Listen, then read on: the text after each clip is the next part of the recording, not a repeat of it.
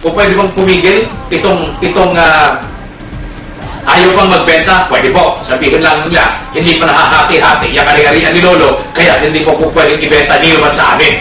Ano ba ang dapat gawin upang magkasundo-sundo ang mga tagapagmana ni Lolo sa pagbibenta o di kaya kung anong gagawin sa ari-arian? Una, mag-usap-usap po kayo. Kung makakapag-usap kayo ng mahusay, magkakaroon ng gandang usapan kung paano ang gagawin dyan. Hahati-hatiin ba? Paparti-partihin ba? Ipasosurvey ba? O ipagbibili na lang? Yan, nang minsan na.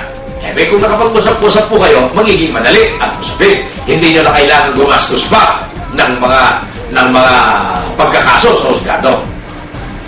Ang masakit lang dyan, kung hindi kayo nagkakasundo-sundo, nakaw, ay talaga. Pag hindi kayo nagkakasundo-sundo, kung ano ang gagawin sa mga ari-arian na iwanan ni Lolo, nakapangalan pa sa kanya ang mga titulo, nako, kung pwede po, mayayari po kayo yan. Bakit kayo? Magsasampa kayo ng kaso eh. Pag nagsampa ka ng kaso, may filing fee, docket fee, sheriff's fee, administrative fee. Ano ba? Meron pong publication fee. Kung hindi makita yung mga ibang apo ni Lolo, ginagkalo-kulo ko na. Kailangan mo parang attorney's fees. Di ba? Yun yung pinakamahalaga actually ron. Para sa mga abogado. Di ba? Kung wala ka lahat nito, di may problema ka na, gagastos ka na, hindi mo pa nakukuha yung biyaya ng pagmamana sa mga ari-arian mula kay Lolo. So, anong gagawin? Ang gagawin po nyo dapat dyan, magkasundo na lamang kayo. Total, hindi naman pare-pareho sa inyo yan. Mila na lang niyan, magkasundo na kayo. At kung hindi kayo magkasundo, kung paano hahati-hatiyan ang mga ari-arian yan, ang gagawin po ninyo, ipagbili na lamang ninyo lahat yan. Pag pinagbili ninyo yan, pare-pareho po halaga ng pera. Ano ba? Ang halaga ng ari-arian 10 milyon, 10 yung apo. Di tigi 1 milyon, wala nang problema. Di po ba?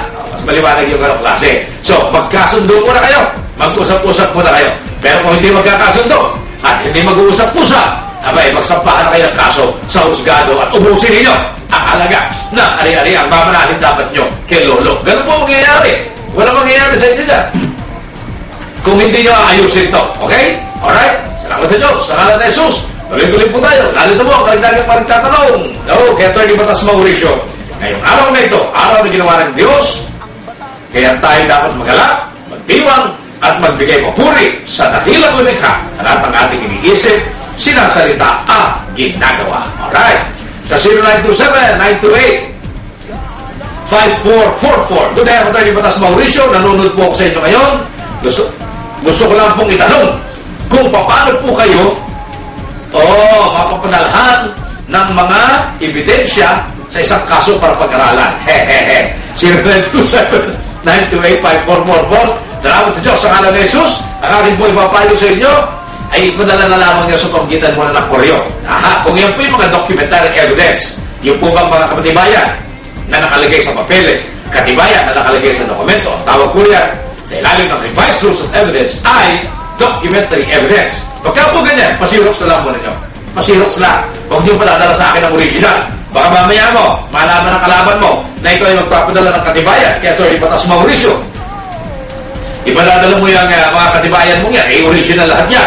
Baka harangin niya kung saan niya mahaharang. Hindi makarating sa akin. Mawawala pa katibayan mo. Pinagkalukulo ko na ang mundo. Diba? So, ang aking payo, doon po sa mga katulad nito na nagnanais magpadala ng kanilang mga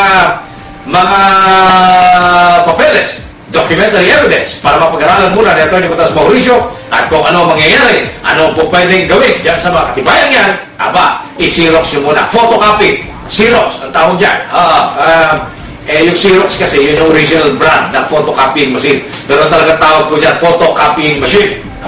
Kaya lang, dahil yun yung nauna nang dumating sa Pilipinas, kaya lahat tayo nagsasabi, pagka gusto natin ipakopya yung ating mga papeles, i-xerox mo na lang yan. Parang, nag-colgate ka na ba?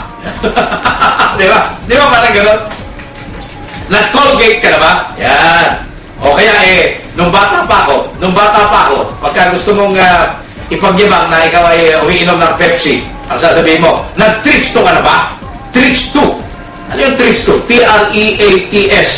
Tristo. Yung pala ibig sabihin ng Pepsi Tristo. Pag bumili ka ng isang Pepsi nung panahon ko, nung bata pa ako, bata pa naman ako, mga ilang taon na nakakaraan. Yan, ganyan. Pagka pala bumili ka ng Pepsi noong mga panahon yun, isang bote, merong dagdag na isa pa, parang buy one, take one. Pero ayaw nilang tawagin, buy one, take one. Ang gusto nila, tricks 2. Yeah, tingnan mo naman, ano? Galing. Oh, kaya pag sinabi mo, nag-tricks 2 ka na ba? Ang ibig sabihin, uminom ka na ba ng Pepsi? O, di ba? Nag-Colgate ka na ba? Ibig sabihin, nag-toothbrush ka na ba? Alright. Salamat sa Diyos, salamat ng Jesus. Oh, ipadala na lamang po nyo, ha? Xerox nyo, ito po yung aking address. Attorney Batas Mauricio.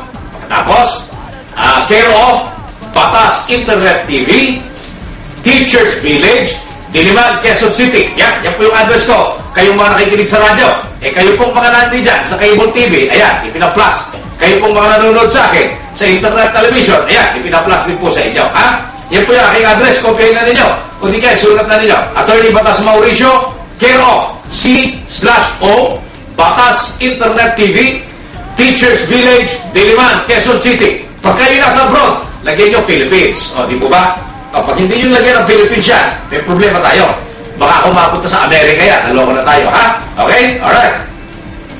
Salamat sa Diyos sa ngalan ni Jesus.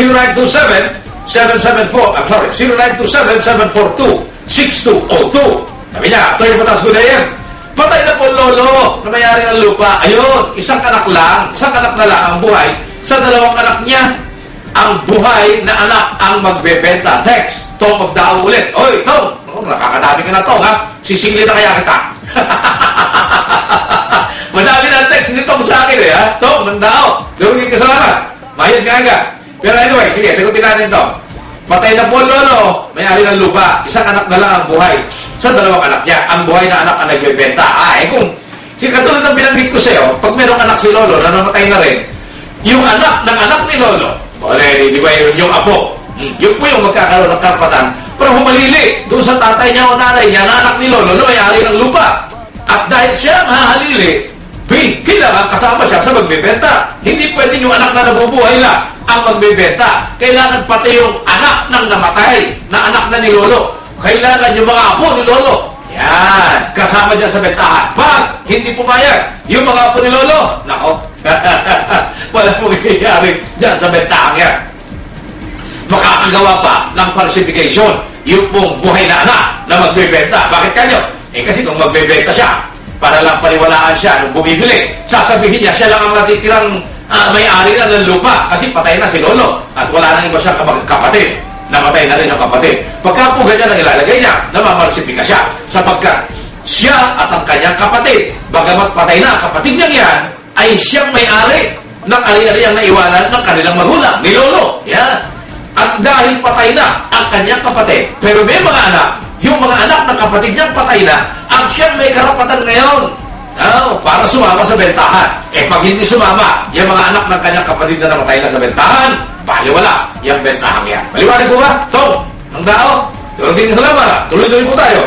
Karagdagang mga nagtatanong, kaya Atty. Batas Mauricio, ngayong araw na ito, araw na ginawa ng Diyos, kaya tayo magalak at magdiwang, magbigay papuri sa dakilang lumikha sa lahat ng ating iniisip, dinasalita at ginagawa. 0908-524-1925. Good day, Atty. Batas Mauricio. Gusto ko lang pong itanong kung ano ang gagawin upang ang lupang sinasaka ay hindi maipagbili ng may-ari.